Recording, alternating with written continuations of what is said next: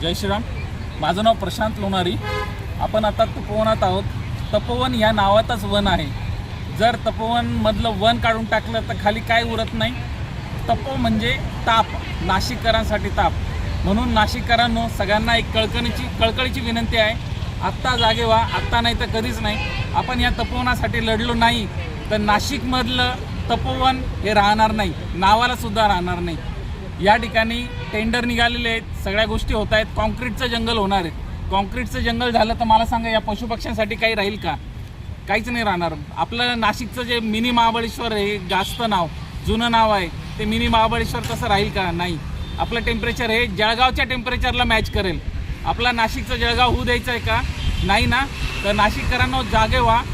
आपण जी मोहीम छेडली आहे त्या मोहिमेत तुम्ही मोठ्या संख्येने सामील व्हा। तपोवनातलं एक झाड का एक फांदीसुद्धा तुटू देऊ नका। लक्षात ठेवा, आपण विकासाच्या विरोधात नाही।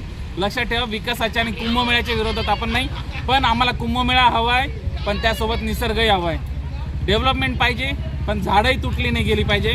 यासाठी शासनाने एक मधला मार्ग काढावा ही त्यांना नम्र विनंती आहे। जय हिंद, जय महाराष्ट्र, जय तपोवन, जय श्रीराम।